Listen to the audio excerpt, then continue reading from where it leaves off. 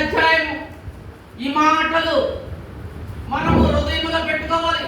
Bible చదివేటటువంటి వారు ఈ రోజు ఇంటికి వెళ్ళిన తర్వాత 10 సార్లు ఈ అధ్యాయాన్ని చదివి సొంతం చేసుకోండి. మీరు ఆశీర్వదించబడతారు. దేవుడు మీతో మాట్లాడతాడు. మనం ఎలా బ్రతకాలో దేవుడు నేర్పిస్తాడని మీకు నేను మరి క్రీస్తు పేరుగా తెలియజేస్తున్నాను. చదువుకుందాం. 16వ అధ్యాయము 1వ వచనం నుండి 8వ వచనం వరకు.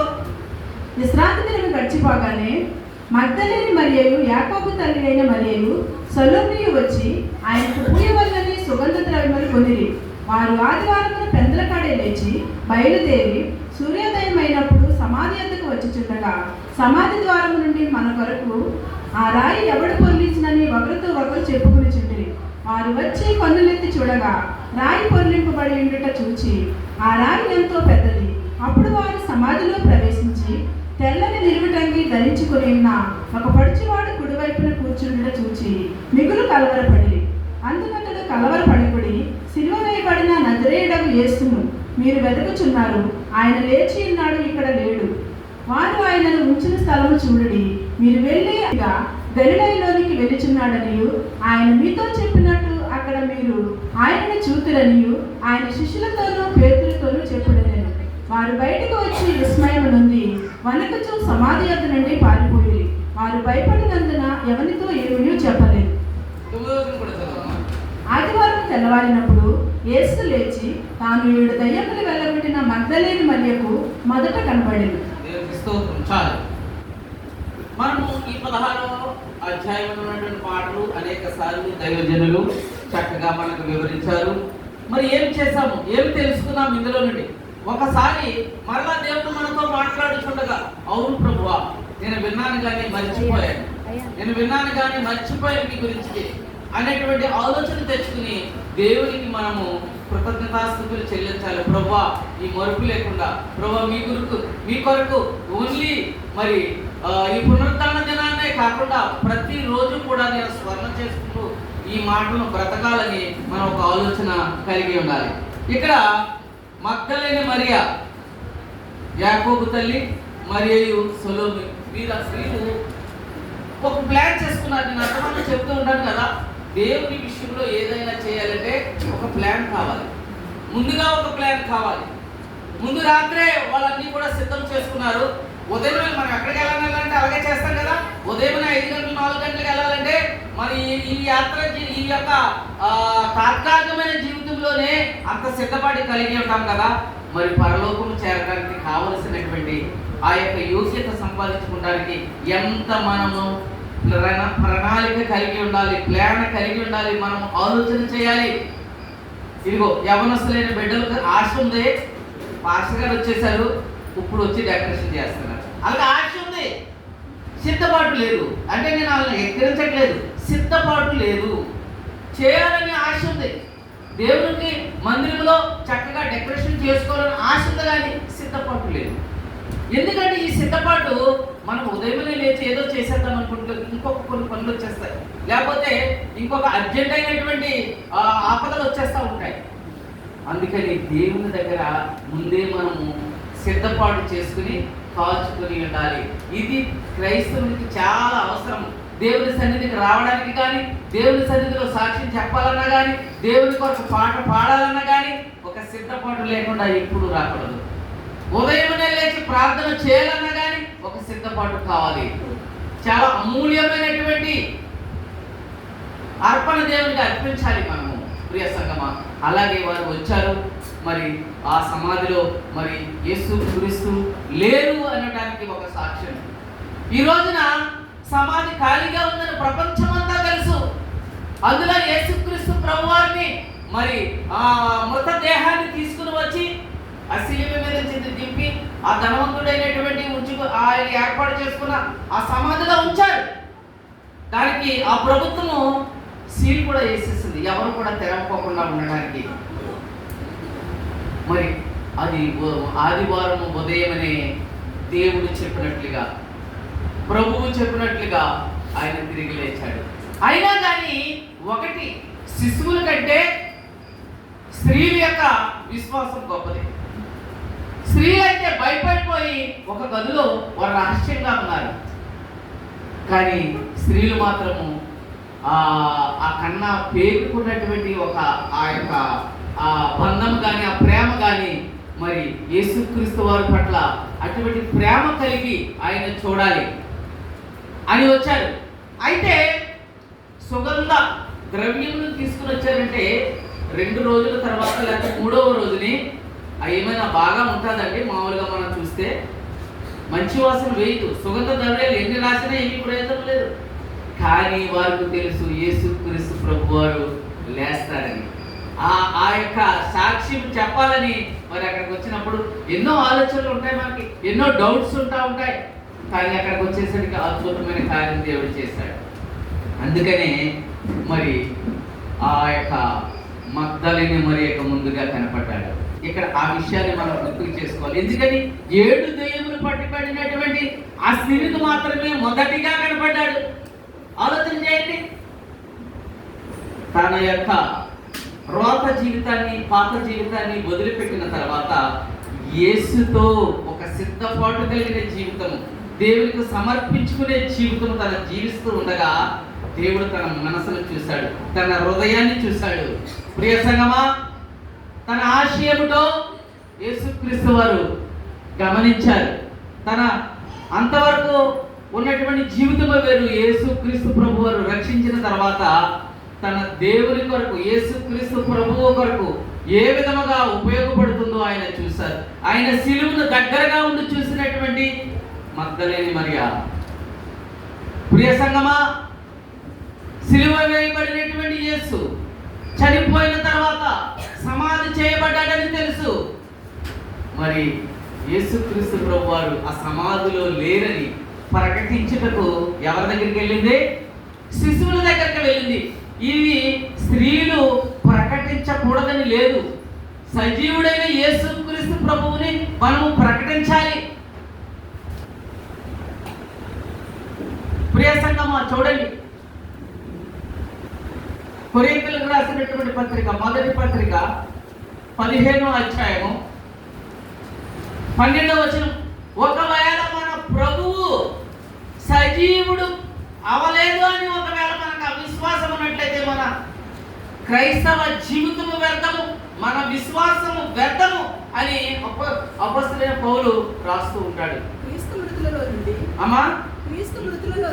క్రీస్తు మృతులలో నుండి లేపబడి ఉన్నాడని ప్రకటించబడుచుండగా అంటే అది సత్యమని ప్రకటించబడుతూ ఉన్నది, సత్యము నిరూపించబడుతున్నది. అన్ని జనులు కూడా దాన్ని అంగీకరిస్తూ ఉన్నారు.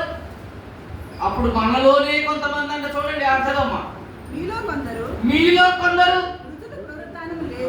మృతులకు పునరుత్థానము లేదని ఎట్లా చెప్తున్నారు? మీరు ఎలా చెప్తున్నారు? యేసుక్రీస్తు ప్రభువారు ఆ సిలువలో మన కొరకు రక్తం చిందించి చనిపోయి సమాధి చేయబడి ఆయన తిరిగి లేచాడని ఆ సమాధి సాక్ష్యం ఇచ్చుచున్నది.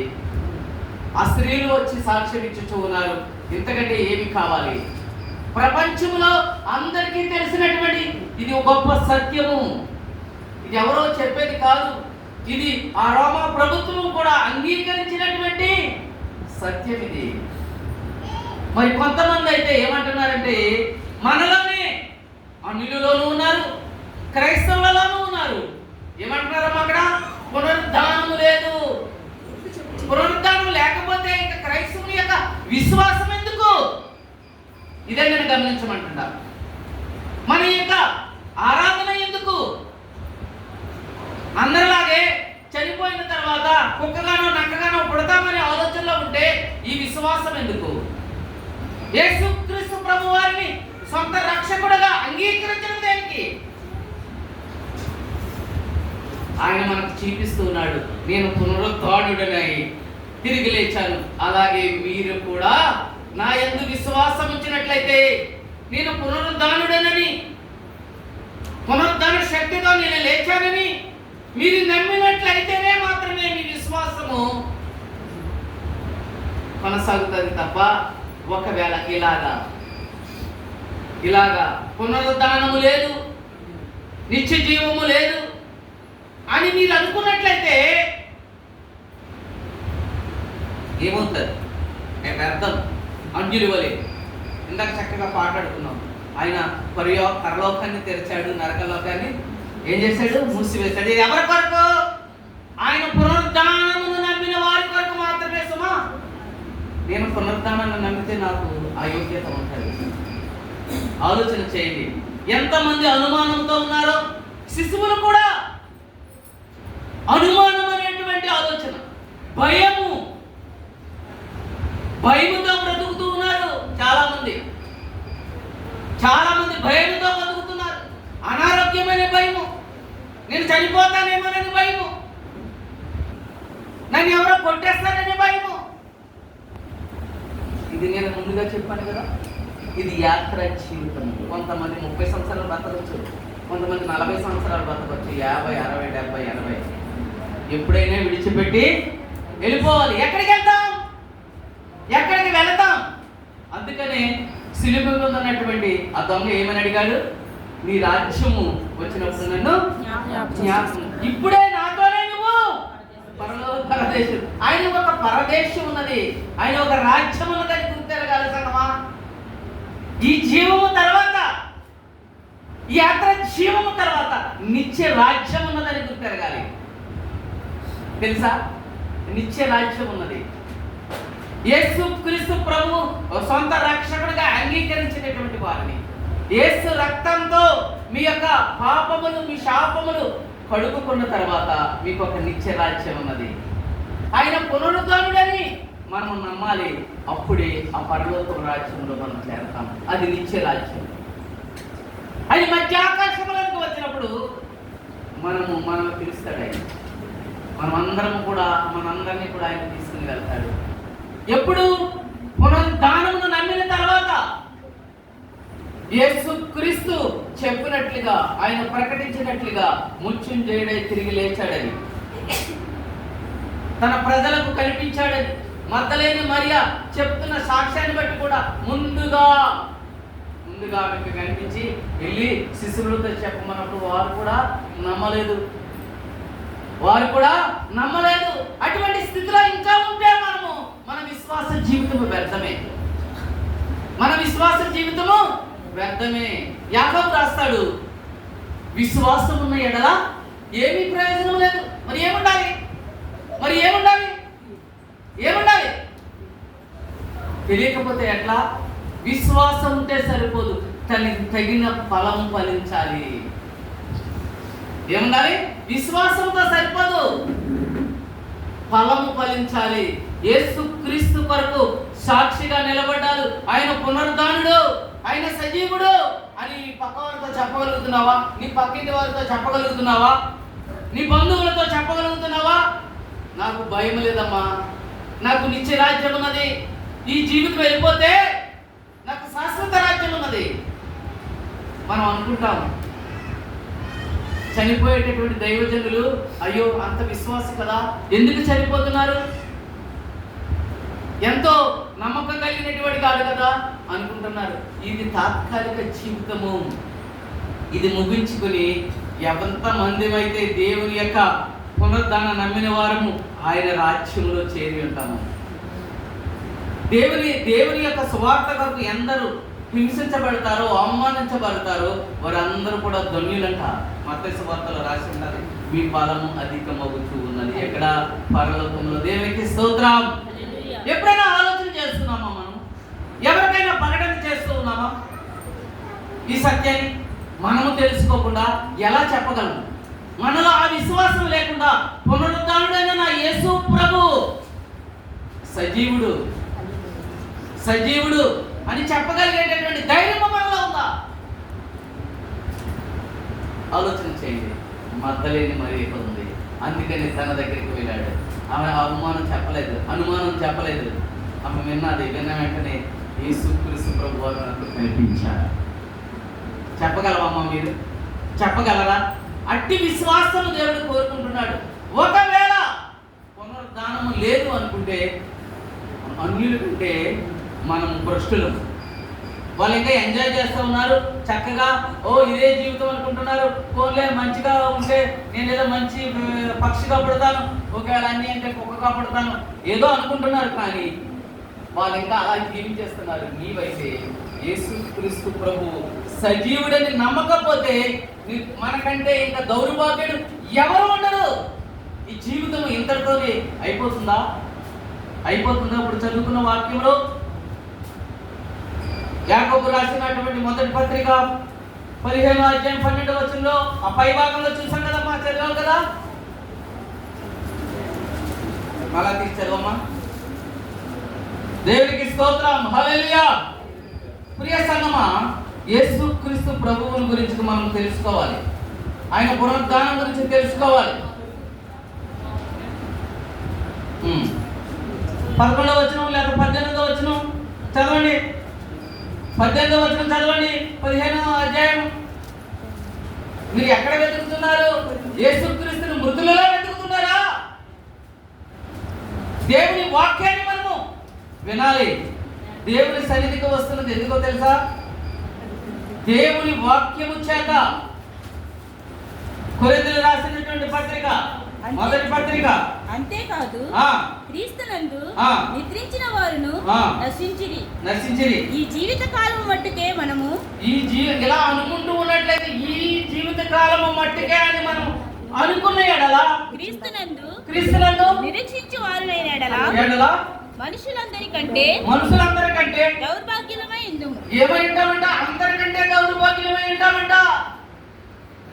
పునరుద్ధానుడు యేసుక్రీస్తు యందు విశ్వాసం లేకుండా, ఆయన సజీవుడని మనం ప్రకటించుకోకుండా, మన హృదయంలో భద్రపరచుకోకుండా ఉన్నట్లయితే జనం అందరికంటే దౌర్భాగ్యులమై ఉంటామని దేవుని వాక్యం చెప్తున్నది.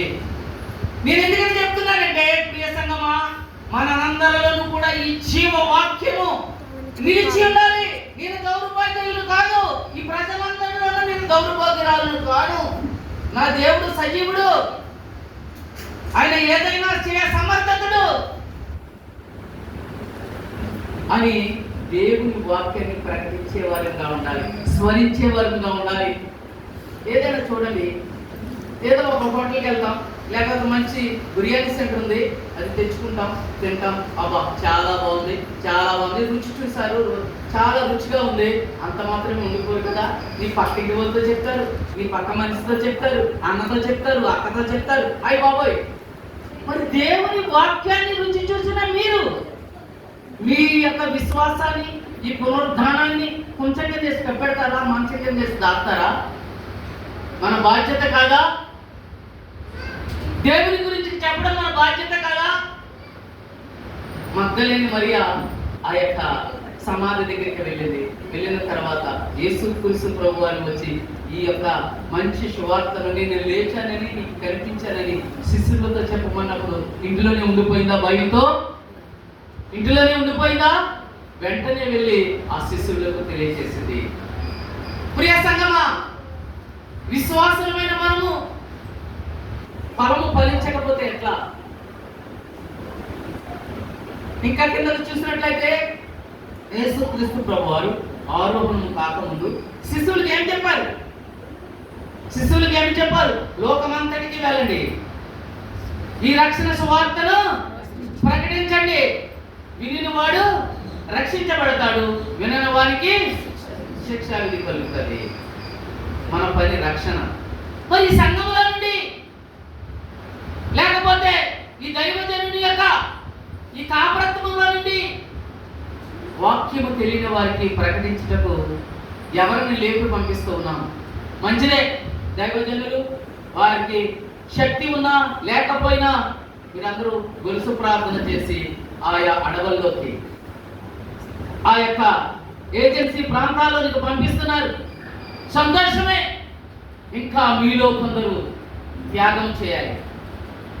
ఎప్పుడు వస్తుందంటే నువ్వు నిజముగా నమ్మినప్పుడు, ఆయన పునరుద్ధానాన్ని నువ్వు నిజముగా నమ్మినప్పుడు, నీ కుటుంబం అంతా నమ్మినప్పుడు.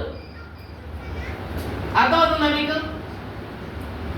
ఆయన పునరుద్ధానాన్ని నమ్మకపోతే విశ్వాసి కాదు, ఏమీ ప్రయోజనం లేదని అక్కడ చెప్తున్నది.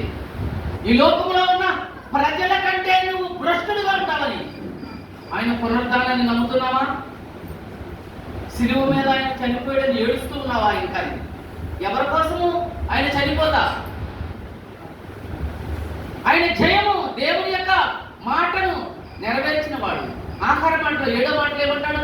నా ఆత్మను నీకు అప్పగించుచున్నాను. ఈ ఆత్మ దేవుడు పెట్టినటువంటి దీపం, దీనికి ఎవరికి అప్పగించాలి?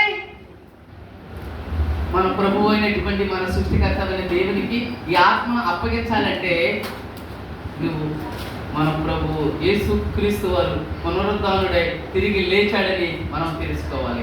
ఆయన శిశువులకు చెప్పి ఆయన ఆరోహణుడైపోయాడు. ఇప్పుడు తండ్రి కృపాశ్రమం కూర్చున్నాడు. ఏమన్నాడు యోహాను సువార్తలో? నేను మీకు స్థలము సిద్ధపరచు వెళ్ళుచున్నాను. నా తండ్రి ఇంకా అనేక నివాసములు కలవు. వద్దా మీకు? వద్దా మీకు? చెప్పండి. ఏం నేర్చుకుంటున్నాం? ఏం కోరుకుంటున్నాం? చనిపోయిన వారి వరకు దుఃఖిస్తూ ఉన్నామా? తిరిగి వస్తారా? ఆలోచన చేయండి, ఒకసారి ఆలోచన చేయండి. ప్రభువు నిత్య రాజ్యాన్ని ఇవ్వబోతున్నాడు. నీ విశ్వాసాన్ని బట్టి, ప్రభువు మీద ఉన్నటువంటి ఆ గొప్ప నమ్మకాన్ని బట్టి నీకు నిత్య జీవాన్ని, నిత్య రాజ్యాన్ని దేవుడు ఇవ్వబోతున్నాడు. ఆ శిలువ మీద ఆ మాట పలికేసరికి ఒక అద్భుతం జరిగింది. ఒక అద్భుతం జరిగింది. లోకాసు వార్తలు చూడండి. తర్వాత మనకు అడ్డుగా ఉన్నటువంటి ఆ గోడ తొలగించబడ్డది, లేకపోతే ఆ తెర నెడుముకు సిరిగెను. ఆ అతి పరిశుద్ధ స్థలములోనికి మనం వెళ్ళలేని వారిగా ఉన్నాము. ఆ అతి పరిశుద్ధ స్థలములోనికి వెళ్ళలేనిగా ఉన్న వారిగా ఉన్నాము.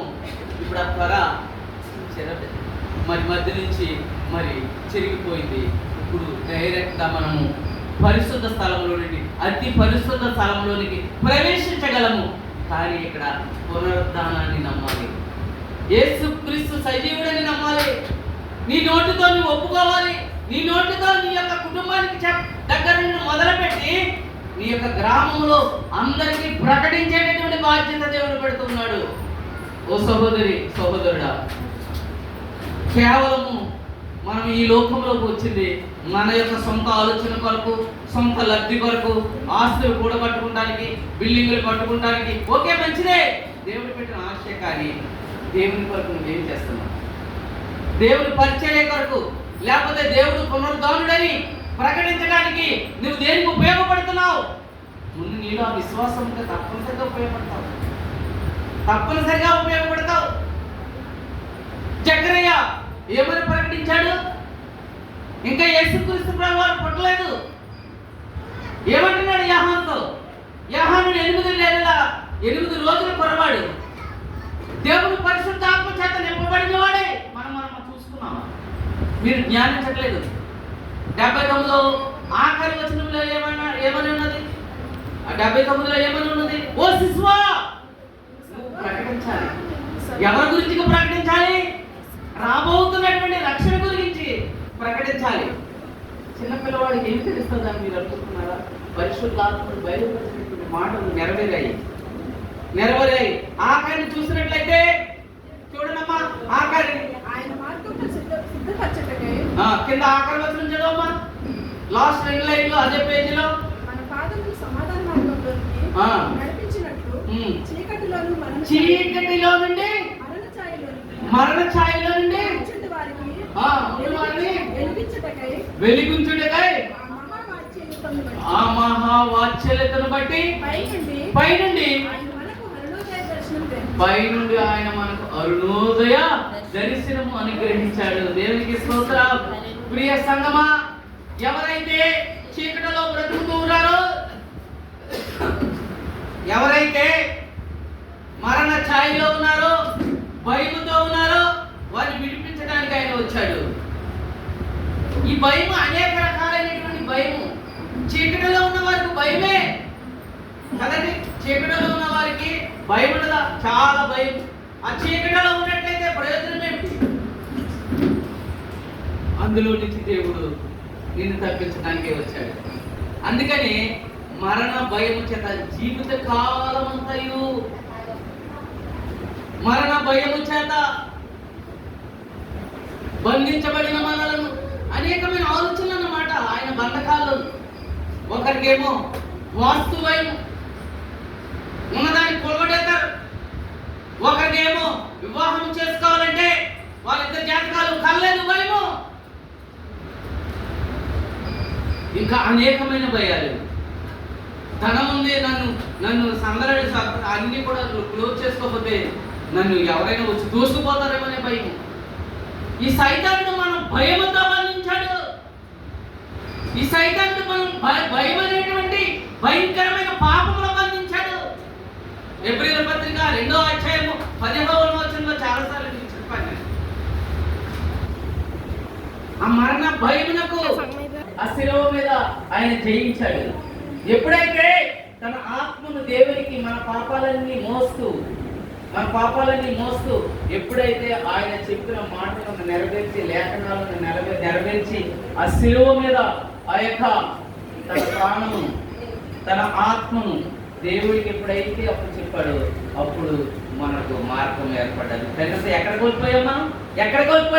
ఎక్కడ కట్టబడ్డది గోడ మనకి తండ్రికి? నేను వినే ఉంటారు మీరు. ఎక్కడ కట్టబడ్డది? ఆదాము అవ్వ చేసిన పాపం దగ్గర కట్టబడ్డది. దేవునితో సాంగత్యం లేకుండా ఆ పాపము మనం చేసింది. అక్కడ పడినటువంటి ఆ యొక్క గోడ ఇక్కడ యేసుక్రీస్తు ప్రభు వారి లోకములకు వచ్చి మన కొరకు ఆ యొక్క తండ్రికి మనకును ఉన్నటువంటి ఆ గోడను ఆయన తొలగించాడు. ఆయనంట ఆ యొక్క రుణపత్రమును, మనము రుణముగా ఉన్నటువంటి పత్రమును సిలువ మేకులతో ఆ సిలువకు కొట్టేశాడట. ఇంకా మనం ఎవరికి రుణం లేదు. ఆ సైతాన్ని మనం ఏమీ చేయలేడు. ప్రియ సంగమా, ఇక మనము భయపడవలసిన పని లేదు. పునరుద్ధానుడైన యేసు క్రీస్తు ప్రభువును మీరు మృతులలో ఎందుకు వెతుకుతూ ఉన్నారు? నేను లేచి ఉన్నాను అని మగ్దలేని మరియకు కనిపించి శిష్యులతో చెప్పమన్నప్పుడు అప్పుడు తెలియనప్పుడు వారు కూడా నమ్మలేదు సరిగా. ఒక అనుమానం, ఒక భయము. కానీ తర్వాత దేవుని యొక్క కృప చేత రండి, చూడండి, నా యొక్క గాయాల్లో మీరు వేలు పెట్టి చూడండి, నేను లేచి ఉన్నాను, మీతో చెప్పిన విధంగా నేను లేచి ఉన్నాను. అక్కడ ఉన్నటువంటి రోమా ప్రభుత్వం, అక్కడ ఉన్నటువంటి దొంగ పెద్దలు ఈయన మీద అనేకమైనటువంటి ఆరోపణ చేయాలని దొంగ సాక్ష్యాలు చెప్పించారు. ఆయనను ఎత్తుకుని పోయారని. వాళ్ళు ఆ బండను ఎవ్వరు కూడా కదపలేనటువంటి బండను పెట్టారు వాళ్ళు. దేవుడు సజీవుడుగా ఉన్నప్పుడే చెప్పాడు, నేను 3 దినాల్లో తిరిగి లేస్తాను. దేవునికి స్తోత్రం, హల్లెలూయా. అమ్మ, మన జీవితంలో ఎప్పుడైనా పునరుద్ధానాన్ని నమ్మామా? దినదినము మనము చేస్తున్న ప్రార్థనలో పునరుద్ధానుడా నీకు స్తోత్రం, పునరుద్ధానుడైన యేసు ప్రభు, సజీవుడైన యేసు ప్రభు, నన్ను పరిపాలించు, నా బిడ్డలను పరిపాలించు, నా యొక్క పాప శాపములను తొలగించేవాడు నీవే కదా తండ్రి. పునరుద్ధానుడైన యేసు ప్రభువును కనుక మనం ప్రకటించకపోతే మన విశ్వాసము 0. యాకోబు రాస్తాడు, ఈ విశ్వాసము మృతము అంటాడు యాకోబు పత్రికలో. ఏమా రిఫరెన్స్ దొరికిందా? యాకోబు పత్రికలో 3వ అధ్యాయం అనుకుంటాను. క్రియల లేని విశ్వాసము మృతము. దేవునికి స్తోత్రం, హల్లెలూయా. మరి ఇంకెందుకమ్మా మన విశ్వాసం ఎందుకు? మన విశ్వాసము యేసుక్రీస్తు ప్రభువారు సజీవుడని నమ్మాలి. నమ్మిన నీవు ఒక కుటుంబముతో పంచుకోవాలి. అవును, మృతమైందని ఒంటిగా ఉండకూడదు. అక్కడ చక్కగా నేను ఆ ప్రసంగంలోకి వెళ్ళలేదు, కానీ అక్కడ ఒక దిగంబరుడు ఇంటికి వచ్చి ఆయన సహాయం అడిగినప్పుడు నువ్వు చాలా చలిగా ఉన్నది, వెళ్ళు, ఎక్కడైనా నీ చలి కాచుకోవని చెప్పినట్లయితే నీ విశ్వాసము వ్యర్థము. నీ దగ్గర 2 అంగీలు ఉంటే ఒక అంగీ అతనికి ఇచ్చి అతన్ని కాపాడిన అదే నీ యొక్క ఫలము, నీ విశ్వాసం ద్వారా కలిగినటువంటి ఫలము. అందుకని తెలిసినటువంటి మనం ఈ రోజున యేసుక్రీస్తు వారు ఆ శిలువ మీద 7 మాటలు కలిగి నీ కొరకు నా కొరకు కలిగి దేవునితో సంధ్య చేసి ప్రభువుతో పరమ తండ్రితో ఆ గొప్ప పరిశుద్ధ స్థలములు, అతి పరిశుద్ధ స్థలములకు వెళ్ళడానికి యోగ్యతను ఆయన తెచ్చిపెట్టాడు. అయితే మనమే అనుమానంతో, లేకపోతే అక్కడ చెప్పినట్లుగా పునరుద్ధానం లేదని మనము చెప్పినట్లయితే మన విశ్వాస జీవితంలో వెళ్తాము. ఆయన జయశీలుడే లేచాడు. ఆయన నీ కొరకు నా కొరకు స్థలము సిద్ధపరిచాడు. లేని యెడల నేను మీతో చెప్పదను. దేవునికి స్తోత్రం. అయ్యా అమ్మ, ఆ దొంగవలే ఆయనకు ఒక రాజ్యం ఉన్నది, ఆయన శాశ్వత రాజ్యం ఉన్నది మనం నమ్మినట్లయితే. అందుకే కదా దొంగ వెంటనే రక్షించబడ్డాడు. కర్మ దొంగ రక్షించబడలేదు. అంతా వింటున్నాడు, అంతా చూస్తూ ఉన్నాడు. ఆయన ఏమంటున్నాడు? నిన్ను నువ్వు రక్షించుకుని మమ్మల్ని రక్షించవచ్చు కదా అంటున్నాడు. అక్కడ దేవాతి దేవునిగా ఆయన అక్కడ ఆ శ్రమలు పడటం లేదు. మీకు తెలుసా? ఒక మానవునిగా దేవా నా చేయి ఎందుకు విడచితివి? ఆయన నీ చేయి విడిచిపెట్టేశాడు. నీ పాపాలు నా పాపాలు మోస్తున్నందుకు అక్కడ ఒక మానవునిగా నీ కొరకు ఆయన రక్తం చిందించాడు.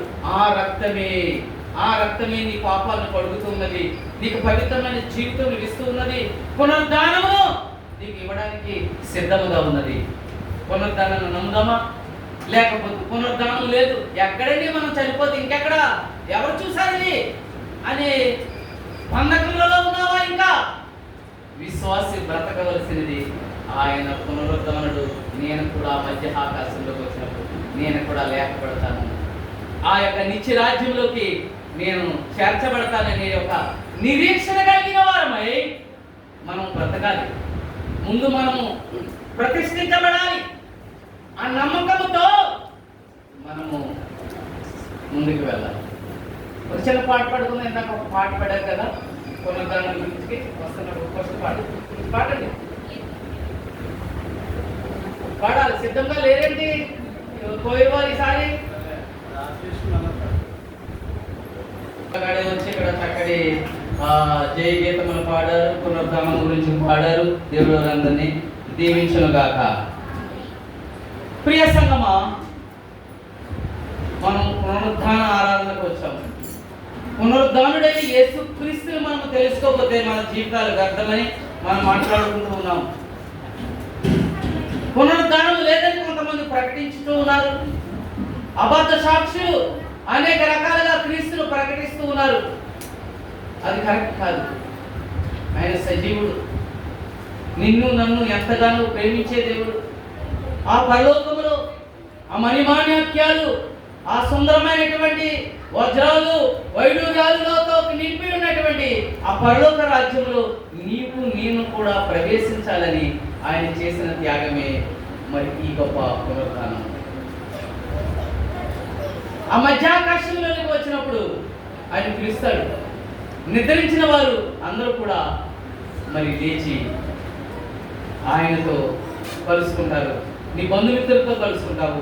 అయితే పునరుద్ధానాన్ని నమ్మినటువంటి నీవు మాత్రమే, నీ బంధువులు మాత్రమే, యేసు క్రీస్తు రక్తమును నమ్మినటువంటి నీవు, యేసు క్రీస్తు రక్తములో బాప్తిస్మము తీసుకున్న నీవు నీ విశ్వాస జీవితాన్ని కొనసాగించుచుండగా, దేవునికి సాక్షిగా బ్రతుకుచుండగా మనము ఈ లోకము నుండి వెళ్ళిపోయినట్లయితే తప్పనిసరిగా దేవుడు నీ కొరకు సిద్ధపరిచిన ఆ యొక్క గృహమును, నివాసమును నీకు అనుగ్రహించడానికి సిద్ధముగా ఉన్నాడు. ప్రియ సంగమా, ఏం ఆలోచన చేస్తున్నాం మనం?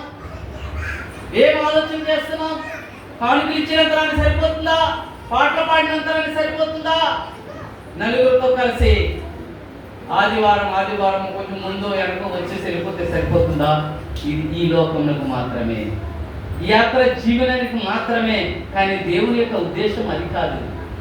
నీకు నిత్య రాజ్యాన్ని నేను ఇవ్వాలనుకుంటున్నాను, నా రాజ్యంలో నిన్ను చేర్చుకోవాలనుకుంటున్నాను. స్థిరమైనటువంటి బారనటువంటి కిరీటాన్ని నీకు ఇవ్వాలనుకుంటున్నాను. అపోస్తలుడైన పౌలు ఏమంటాడు తిమోతి పత్రికలో? నా పరుగు కడముట్టించింది, నా విశ్వాసమును కాపాడుకోవాలి. ఇది పరుగు. ఇది పరుగు. ఈ లోకంలో దేవుని కొరకు మనం సాక్షులుగా ఉండాలి. దేవుని సేవ చేస్తున్నటువంటి దైవజనులకు, లేకపోతే ఆయనతో కలిసి మనం వెళ్ళటానికి, దేవుని సువార్తను ప్రకటించడానికి సిద్ధంగా ఉండాలి. నీకు ఒకవేళ సమయం లేకపోతే నీవు కలిగి ఉన్న నీ విశ్వాసాన్ని, ఈ పునరుద్ధార శక్తిని ఎప్పుడైనా ప్రకటించడానికి నువ్వు ప్లాన్ చేసుకున్నావా? ఆలోచన చేసుకున్నావా? సిద్ధపాటు కలిగి ఉన్నావా? దేవుని వాక్యాన్ని, అందుకని నేను ఈ 16 అధ్యాయాన్ని మీరు 10 సార్లు చదవండి. అప్పుడు దేవుడే మీతో మాట్లాడతాడు. దేవుడే మీరు మాట్లాడతాడు. ఏమి చేయాలి, ఎలా చేయాలి, మన యొక్క బాధ్యత ఏమైనది. పునరుద్ధాన ఆరాధనకు వస్తే సరిపోదు.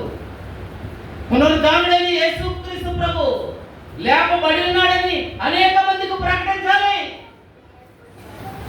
అప్పుడే నీ విశ్వాసము విలువైనదవుతుంది. లేకపోతే ఇందాక చదువుకున్నట్లుగా మొదటి కొరింథీయులకు రాసిన పత్రిక 15వ అధ్యాయము, మరి మనం అందులో చదువుకున్నట్లుగా ఒకవేళ ఈ యొక్క జీవితం తర్వాత ఇంకేమీ లేదు అనుకుంటే మనకంటే ఇంకా ప్రజలందరికంటే భ్రష్టులుగా ఉంటామంట. మనం దేవుడిచ్చినటువంటి ఈ గొప్ప ధన్యతను మనం సొంతం చేసుకోవాలి.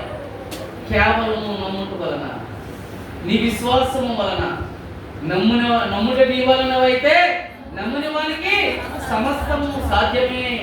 దేవునికి స్తోత్రం, హల్లెలూయా. మనము పాపములో పడినప్పుడు ఆయన క్రీస్తుతో మనల్ని లేపాడు. దేవునికి స్తోత్రం. ఇది గమనించాలి. ఆయన చనిపోయి ఎలా తిరిగి లేచాడు, మనము కూడా తిరిగి లేస్తామని నిరీక్షణ ప్రభువునందు నిర్ణయించినట్లయితే, ప్రభువు కొరకు బ్రతికి, ప్రభువు కొరకు ప్రకటించి, నీ హృదయంలో ఎలాగైతే మగ్దలేని మరియ తన జీవితాన్ని, పాత జీవితాన్ని అంతా తీసుకెళ్ళేసి ప్రభువు కొరకు జీవించాలని తన తపన చేసుకున్నదో, తన ఆశగా ఉన్నదో, ఆశగల హృదయాన్ని తృప్తిపరుస్తాడు. అటువంటి త్యాగం, అటువంటి సమర్పణ మనలో ఉందా? ఒకసారి పరీక్షించుకుందాం. మన విశ్వాసాన్ని పరీక్షించుకుందాం. ఈ పునరుద్ధాన దినాన ఎన్నో పునరుద్ధాన పండుగలు వెళ్ళిపోయాయి, గుడ్ ఫ్రైడేలు వెళ్ళిపోయాయి, ఈస్టర్లు వెళ్ళిపోయాయి. ఇంకా నువ్వు పునరుద్ధానం గురించి తెలుసుకోకపోతే మన విశ్వాసము మూర్ఖము. లేకపోతే దేని కొరకు బతుకుతూ ఉన్నాం? మనం దేని కొరకు బ్రతుకుతూ ఉన్నాం? చాలా మంది మనకంటే ముందు ప్రజలు చాలా మంది చనిపోయారు, వారికి లేదు. దేవుని యొక్క కృప, మరలా మనకు జీవం ఉన్నది. దేవుడు మనలను బ్రతికిస్తాడే నిరీక్షణ. ఆయన ఏ విధంగా అయితే తిరిగి లేచాడో మనం కూడా, మన బిడ్డలు, మనము, మన భర్త, మన కుటుంబం అందరూ కూడా రక్షించబడాలి. అందరికీ ఈ గొప్ప సువార్తను చాటాలి. లోకమంతటికి వెళ్ళి నా సువార్తను ప్రకటించండి. అనేక చోట్ల ఎదిగలిపోతున్నారు. ఈ అడవుల్లోకి, ఈ ప్రాంతాల్లో కంటే దేవుని గురించి తెలియని వారు ఇంకా చాలా మంది ఉన్నారు కదండి అయ్యారు. ఇంకా చాలా మంది ఉన్నారు. యేసుక్రీస్తు ప్రేమ ఏంటిదో తెలియని వారు మరి నశించిపోతున్నారు, కూలిపోతున్నారు. అట్టి వారికి యేసుక్రీస్తు సువార్త అందించాలి. పత్రికల ద్వారాగాను, లేకపోతే ఇటువంటి దైవజనుల ద్వారాగాను, మన ఆ క్యారెక్టర్ క్రీస్తు యేసు సువార్త దండయాత్రలు ఆయన సువార్త ప్రకటించడానికి దండయాత్రలు ఆయన ఎప్పటి నుంచో చెప్తారు. చీపురుపల్లిలోను, మరి చింతలపల్లి ఆ అడవులలోను, మరి ఆయన మధ్యన ఎన్నో ఆటంకాలు వచ్చాయి. ఇంకా చాలా మందికి ఈ పునరుద్ధానుడి గురించి, పునరుద్ధానుడని యేసుక్రీస్తు శక్తి గురించి ప్రకటించాలని వారు పరుగులు పెడుతూ ఉన్నారు. ఎంతో డబ్బుని హెచ్చించి, వారికి అనేకమైనటువంటి వసతులు అనుగ్రహించి ఇచ్చి, అక్కడ ఆలయాలను కట్టి అనేక మందిని పోగు చేసి రక్షణ సువార్తను చాటిస్తూ ఉన్నారంటే ఇది కేవలము గొప్ప కోసం అనుకుంటున్నారా? గొప్ప కోసం అయితే ఆయన నాకులకు పెద్ద మంచి ఇల్లు కట్టుకునేవాడు, ఒక కారు కొనుక్కునేవాడు. ఆయన కానీ కాదు, దేవుడు ఆయనను దర్శించిన తర్వాత ఈ రక్షణ సువార్త, నేను ఏమైపోయినా పర్లేదు, ఇది యాత్ర జీవితం, కొన్ని రాళ్ళలో నేను ఇక్కడ నేను ముగిసిపోతాను, కానీ నా తండ్రి సన్నిధిలో అనేక మందిని నేను చూడాలి. యేసుక్రీస్తు ప్రభువు అదే అంటారు యోహాను సువార్తలో, తండ్రి నాకు అనుగ్రహించబడిన వీరందరూ కూడా మీ రాజ్యంలో పాత్రలు కావాలి. వీరి కొరకు నేను ప్రార్థిస్తున్నాను, లోకమంతటి కొరకు కాదు, కానీ నాకు ఎట్టి మహిమ ఉన్నదో, నా స్థానం ఏమిటో, ఈ లోకంలో దీనుడిగా జన్మించాను, వీరెవరూ నన్ను లెక్క చేయలేదు, కానీ నా శిశువులు నా యొక్క నీవు ఇచ్చినటువంటి అధికారము లేకపోతే ఆ గొప్ప ఆ స్థానాన్ని మీరు కల్లారా చూడాలి అని దేవుడు ప్రార్థిస్తూ ఉంటాడు. 17వ అధ్యాయం యోహాను 17వ అధ్యాయం దేవునికి ప్రార్థిస్తూ ఉంటాడు. ప్రియ సంగమం, మన పట్ల యేసుక్రీస్తు వారి అమూల్యమైనటువంటి ప్రేమ, ఎంతో దయ, ఆయన పలికిన మాటల్లో ఎంత దయ ఉన్నది, ఎవరిని కూడా దూషించకుండా ఆయన మానవునిగా ఆ కింద ఉండాలి. ఇంకా దావీదు వంశములు వాడే దేవదూతల స్వభావం ఏమాత్రము ధరించుకోకుండా నీ కొరకు నా కొరకు ఆయన శ్రమ పడ్డాడు. మనం కొంచెమైనా శ్రమ పడలేమా దేవుని కొరకు? మనకు నిత్యరాజ్యాన్ని ఇస్తానంటున్నాడు. మన బిడ్డలను పోషిస్తున్నాడు. మన బిడ్డలను కూడా నిత్యరాజ్యంలోనికి నడిపించలాగిన. కొంతమంది చూడండి, తాత్కాలికంగా అనుకుందాం, ఒకవేళ ఏ గల్ఫ్ నుంచో తల్లిలో లేకపోతే తండ్రి వచ్చాడు అనుకోండి, అక్కడ ఏదో 4-5 రోజులు ఉన్నారనుకో, ఒక కుర్రోని తీసుకెళ్ళకపోకుండా తల్లి వెళ్ళిందనుకో, వచ్చినోని గురించి అడుగుతాడా, రావడం గురించి అడుగుతాడా? తండ్రి ఏడి, చిన్నోడు తీసుకురాలేదే? చూసారు దేవుని తండ్రి ప్రేమ ఇతలోకంలో. అమ్మ నిన్ను కూడా అక్కడ అడుగుతాడు దేవుడు, ఏడి ఏం నేర్పావా నేను బిడ్డలకు, ఏమి నేర్పావమ్మా నీ భర్తకు? విశ్వాసం కలిగినటువంటి నీవు నీ అక్క చెల్లెలకు ఎంతో ప్రేమించావుగా, రోజు 4 సార్లు మాట్లాడుకునేదాను కదా, వారానికి ఒకసారి పిలిచి కూతుర్ని అల్లుడిని భోజనం పెట్టేదాను కదా. ఏరి ఏం నేర్పావు, ఏం ప్రకటించావు? ఎప్పుడు ప్రకటించామండి? మనం వ్యవసాయం చేస్తాం కదా, కొంతమంది రైతులు ఏం చేస్తారు తెలుసా? ఈ నెంబర్ గల ధాన్యం తెచ్చి నువ్వు ఆకుమడేసి ఊడ్చినట్లయితే నేను పండించిన పంటలాగా నువ్వు అధికమైన పంట పండిస్తావు. ఎప్పుడు చెప్తాడు? ముందు అతను పండించిన తర్వాత, అతను కోసిన తర్వాత, పంటని అనుభవించిన తర్వాత చెప్తాడు. ఏమని? ఇదే పంటను నువ్వు ఊడ్చు. ముందు నీ విశ్వాసము బలపరచబడాలి, నీలో నీ విశ్వాసం బలపరచబడాలి. లేకపోతే మనం చేస్తున్న ఆరాధన అంతా కూడా ప్రయోజనం లేదైపోతుంది. నేను ఖచ్చితంగా చెప్తున్నాను ప్రియ సంగమా, పునరుద్ధానుడైన మన యేసు ప్రభువు గురించి మీ హృదయంలో ఆయన పునరుద్ధానుడని 100% నమ్మి అనేక మందికి ప్రకటించకపోతే మన విశ్వాసము మృతమైపోతుందని మీ అందరికీ తెలియజేస్తూ మరి నేను ముగించబోతున్నాను. ప్రియ సంగమా, ఎప్పుడు చెప్పినటువంటి సంగతులు కాదు, కానీ నేను ఈ గొప్ప రహస్యము దేవుడు మీ అందరికీ బయలుపరచమన్నాడు. పునరుద్ధానుడైన యేసును దినదినము ప్రకటిస్తూ ఉండాలి, దినదినము అనుభవిస్తూ ఉండాలి. ఆయన మీద అధికమైనటువంటి ప్రేమ కలిగి ఉండాలి, నమ్మకము కలిగి ఉండాలి. మన జీవితాలు చూడండి ఎలా ఉంటాయో. దేవునికి స్తోత్రం, హల్లెలూయా. మనం వ్యర్థముగా ఉపయోగిస్తున్న టైం అంతని జీవ గ్రంథమున్న మాటలను మన హృదయంలో దాచుకున్నట్లయితే, మన హృదయంలో మన కంఠమునకు హారము వలె ధరించుకున్నట్లయితే మనకి ఎంతో ప్రయోజనము. ఒకవేళ ఈ లోకంలో నిన్ను పొగిడేవాళ్ళు చాలా మంది ఉండొచ్చు, నన్ను కూడా పొగిడేవాళ్ళు చాలా మంది ఉండొచ్చు, నాకు సన్మానం చేసేవాళ్ళు చాలా మంది ఉండొచ్చు, సోదరులు కప్పేవాళ్ళు చాలా మంది ఉండొచ్చు. నాకు ఇప్పుడు 60 సంవత్సరంలో ఇంకెంతకాలం బతుకుతానండి? తర్వాత ఏంటి మరి ఇవన్నీ? ఇవేమి రావు మనకు కూడా, కానీ ఒకటి వస్తుంది, ఆ పరలోకం రాజ్యంలో, ఆ నిత్య రాజ్యంలో యేసుక్రీస్తు ప్రభువారు అసింహాసనం మీద కూర్చుని స్తుతి చేయించు, ఆయన ఆరాధిస్తూ, ఆ ఆనందం ఎప్పుడూ పొందని ఆనందం, ఆ ఆనందాన్ని వివరించడానికి ఏ హద్దులు లేవు. అటువంటి ఆనందాన్ని మనం చూడగలగాలి. ఇప్పుడే అంటారు కదా, ఈ జన్మలో ఈ పాపం చేశానండి, ఈ కష్టాలు నాకు, ఈ ఇబ్బందులు అంటూ ఉంటారు. ఒకవేళ అక్కడికి వెళ్ళిన తర్వాత అలా అంటావేమో నువ్వు రాకపోతే, అయ్యో ఆ మరియమ్మ గారు వెళ్ళిపోయారు, ఆ సుగుణమ్మ గారు వెళ్ళిపోయారు, నేనే ఈ నరకంలో ఉన్నాను. చూసావా ఎంత అన్యాయం అయిపోయిందో. గొంతుకు చింపుకుని చెప్పేవారు నా కొరకు, నీ రక్షకుడిని సొంత రక్షణ యేసుక్రీస్తుని సొంత రక్షణగా అంగీకరించమ్మా, పునరుద్ధానాన్ని నమ్మమ్మా, అదే నిత్య జీవమమ్మా అని చెప్పారు. ఏమీ లేదు. నేను ఇప్పుడు ఇక్కడేమో ఎలా ఉంటుందంటే నరకం, అగ్ని ఆరదు. అయ్యో అనుకుంటానికైనా ఇప్పుడు ఎండలు వస్తున్నాయి. మనము శీతాకాలంలో కానీ వర్షాకాలం అమ్మ ఎండలు వచ్చేస్తున్నాయి కదా, కొంచెం ఆ పైన ఏదైనా వేసుకుంటే మంచిది, ఎండాకాలం తట్టుకోలేము. ఈ అమ్మపిల్లలు ఏమంటారు, ఏస్తారులే చూద్దాంలే ఏస్తారులే. ఇప్పుడు అది రేపు, ఇప్పుడు ఎండలు వచ్చేసాయి. ఎలా ఉంటుంది ఇంట్లో? ఆ ఎండకే తట్టుకోలేకపోతే మరి ఆ యొక్క అగ్ని ఆరదు, పురుగు చావదు. ఊహించుకోండి. ఊహించుకోకపోతే మనం భ్రష్టులమైపోతాం.